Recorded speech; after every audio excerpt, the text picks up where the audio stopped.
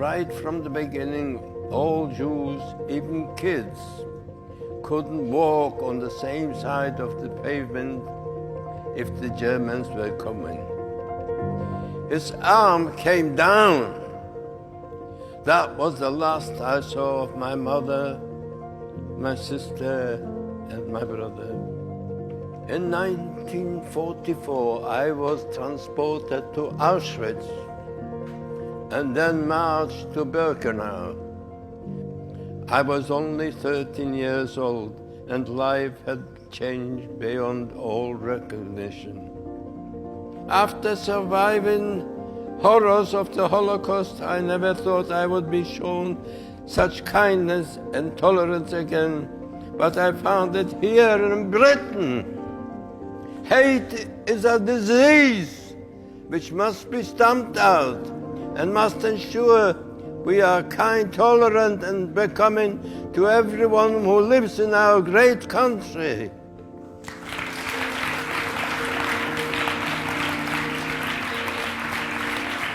What I believe you've heard today will help you in that role of being a role model, because as Ike was saying, you know, the way you conduct yourself, the way you treat other people around you truly matters, but it really matters when you're a footballer in the public eye. And I think what we've had this afternoon is a privilege, really. I consider it one of the biggest privileges of my life to have sat in the company of Ike Alterman and listened to what he's been through. As he said, he went through the worst things that have ever happened in this world. It just brings over how quickly things can change. Things that you might take for granted, all of a sudden are not there anymore. And we've all got to wake up to some of what's going on and listen to what he's saying. Hate is a disease. It couldn't be clearer than that. It is as poignant as it comes really today, isn't it? You know, I'm proud of this football club. I'm proud of you for playing for this football club. It has always stood for the best values that there are about equality and people working together, standing together. And we hope you'll take something from today that stays with you for the rest of your football career, indeed for the rest of your lives. Today is a great example of the kind of work that we do with the boys to develop them off the pitch as well, develop them as individuals, to highlight important events and to highlight those kind of messages of tolerance, of living with others, of inclusivity.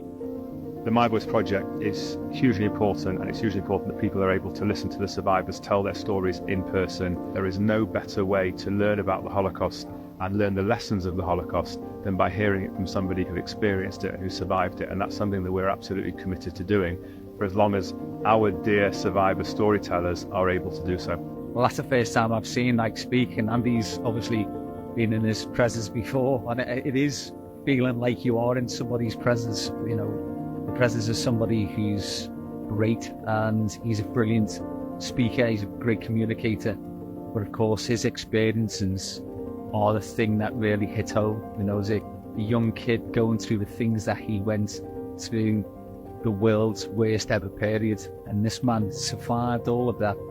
And it's right, isn't it, that he should explain to others that we don't want to ever see history repeating itself.